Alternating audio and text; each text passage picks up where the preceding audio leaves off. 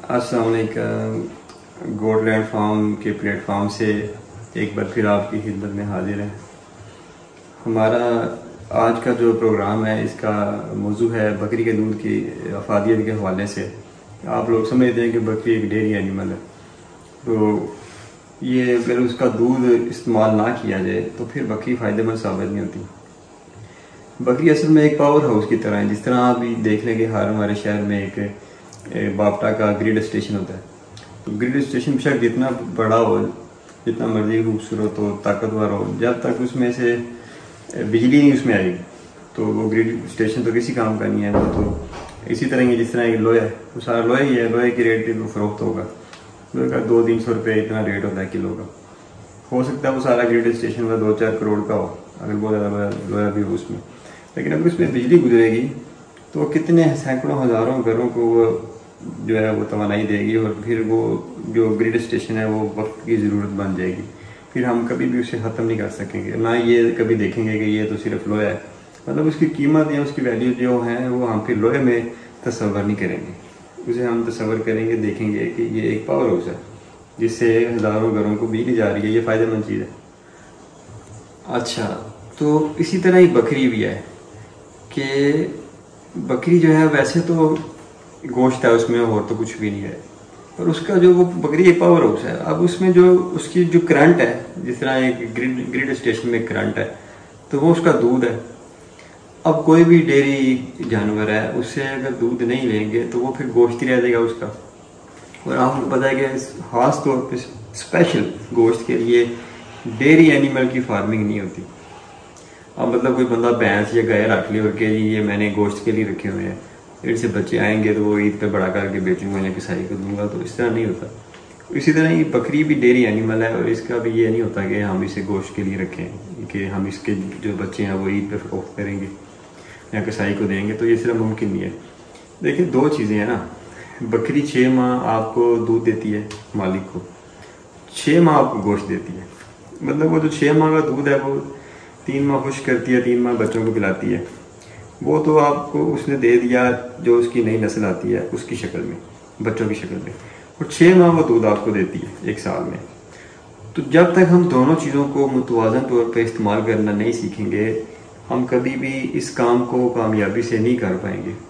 काम वही कामयाबी से होता है कि जिसमें से आप कमा रहे हो। मतलब अगर कोई बंदा बड़ा अमीर आदमी है, वो सारी ज़िंदगी एक काम पे पैसा लगाता रहता है, कमाई है ही कोई नहीं, तो वो कोई कामयाबी नहीं है, वो सिर्फ उसका शौक कह सकते हैं। लेकिन अगर आप कमा रहे हैं किसी काम में, खास तौर पे अगर आप अपने शौक में से कमाई के जरिए पैदा कर लेते हैं, तो ये आपकी असल कामयाबी है। तो इसलिए बकरी 6 माह उसके जो गोश्त होता है, उसके बच्चे होते हैं जो भी है, उससे हम सिर्फ 6 माह के लिए फ़ायदा ले सकते हैं। बाकी अगर हमने सारा साल उससे फ़ायदा लेना है तो उसके दूध को इस्तेमाल में लाना पड़ेगा। सारी दुनिया में बकरी को दूध के लिए रखा जाता है, और बकरी का दूध अमूमन गाय भैंस के दूध से 5 गुना महंगा तस्वर किया जाता है, क्योंकि इस पर खर्चा बहुत ज़्यादा होता है, और उसके जो फैट कंटेंट्स हैं ये भी कम होते हैं गाय भैंस की निस्बत। तो काफ़ी सारे दूध से थोड़ी सी इसकी प्रोडक्ट्स बनती है, और वो होती ज़्यादा ताकतवर है गाय भैंस के मुकाबले में। तो इसलिए जो इसकी प्रोडक्ट होती हैं वो महंगी होती हैं मार्केट में। तो पाकिस्तान में, क्योंकि आपको पता है कि हमारा तरक्की पजीर मुल्क है, यहाँ पे लोगों की क़ुव्वत खरीद बड़ी कम है, तो इसलिए यहाँ पे ये चीज़ें लोगों के इल्म में नहीं है।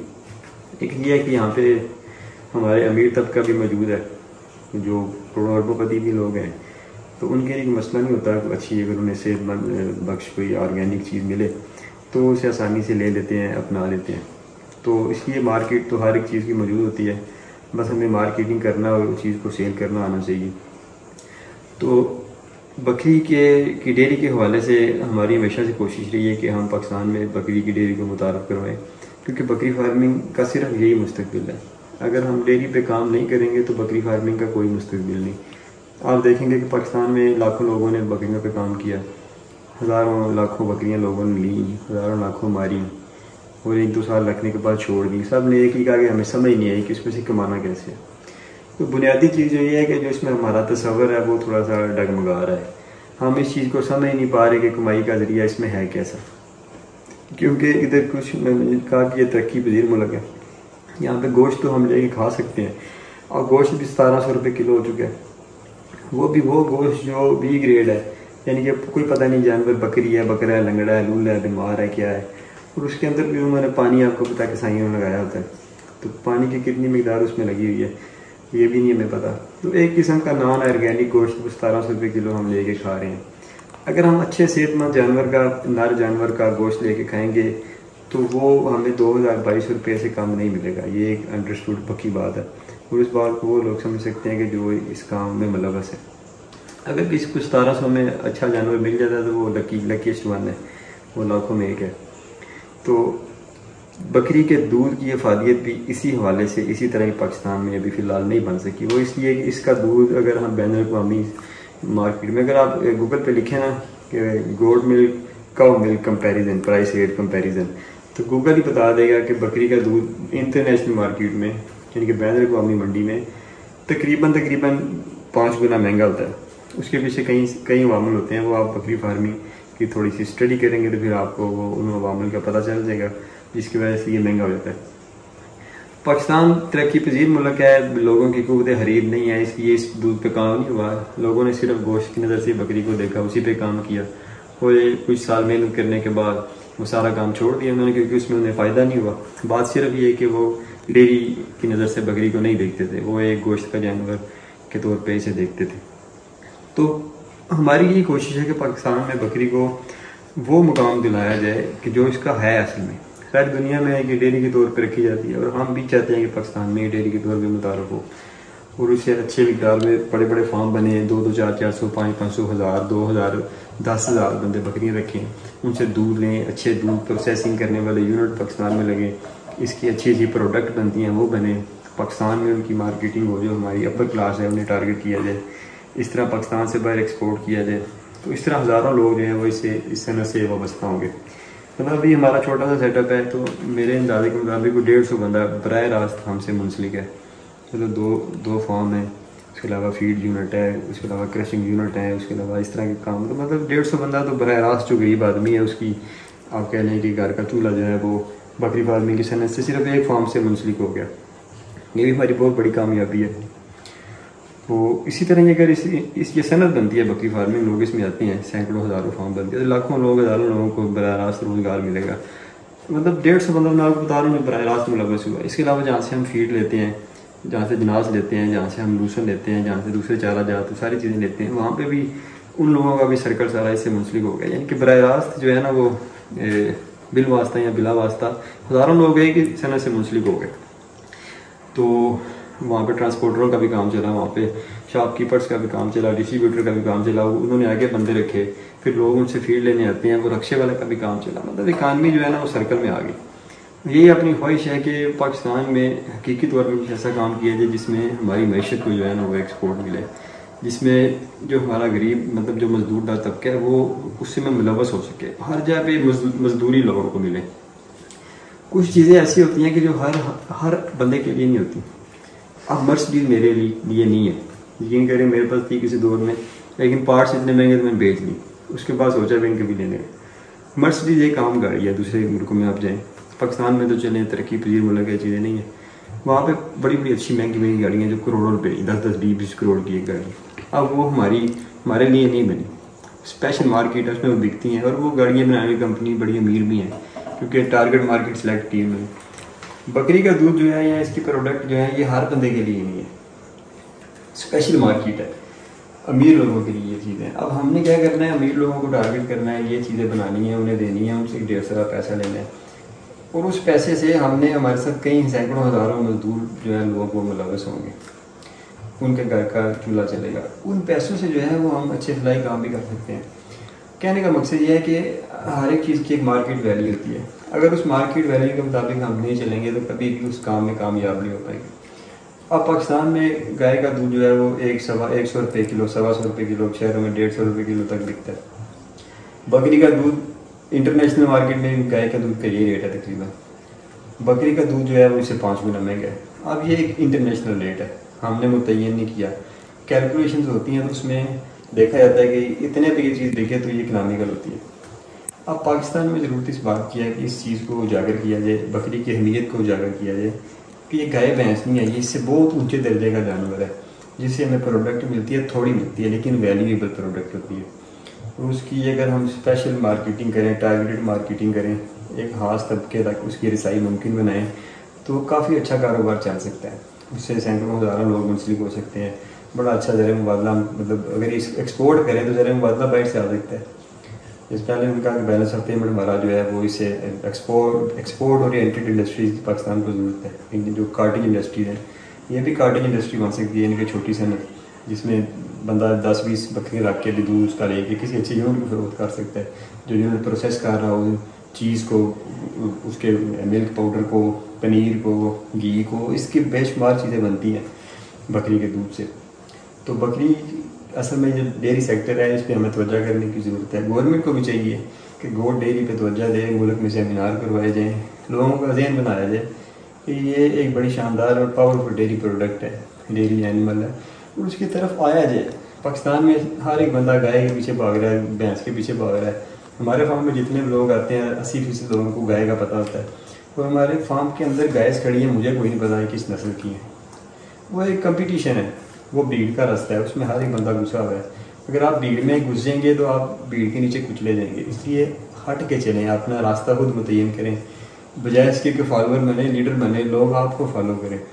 तो इसलिए गोट डेयरी के हवाले से गवर्नमेंट को भी चाहिए कि गवर्नमेंट की सतह पे सेमिनार्स करवाए थे, जिसमें गोट डेयरी की अहमियत को उजागर किया जाए। पूरी दुनिया में जो इसकी प्रोडक्ट्स बनती हैं उनको, उनके बारे में बताया जाए, लोगों को उनकी वैल्यूज़ क्या हैं ये बताया जाए। कि मैं नहीं कहता कि इतना महंगा है, इतना महंगा है, मेरा कोई मकसद को महंगा सस्ता तो नहीं करना।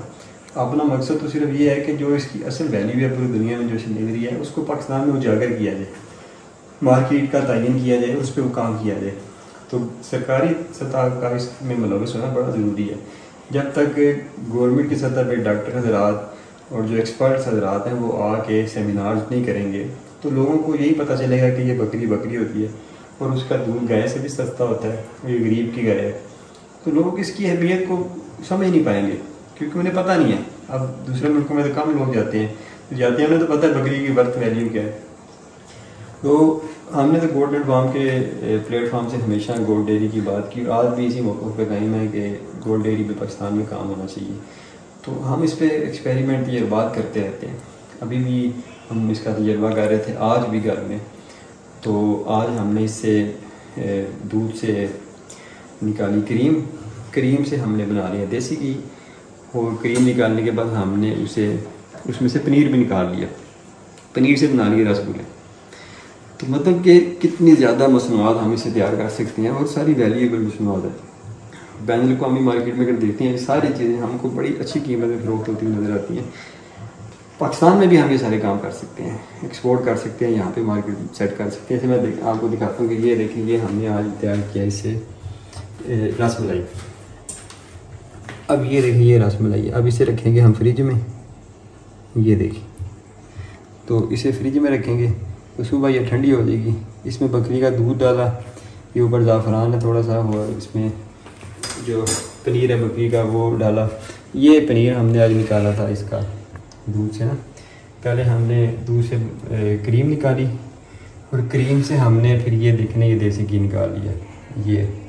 ये देसी घी है बकरी का ना, तो ये देखें ना, ये भी बॉटल भी इसकी भरी हुई है। तो ये देसी क्रीम निकाल के देसी घी निकाला, और क्रीम निकालने के बाद हमने इसे पनीर निकाल लिया, और पनीर से हमने ये रसगुल्ले बना लिए, ये बना लिए रसमलाई। हाँ, रसमलाई की तो फिलहाल वीडियो बना रहे हैं इसमें।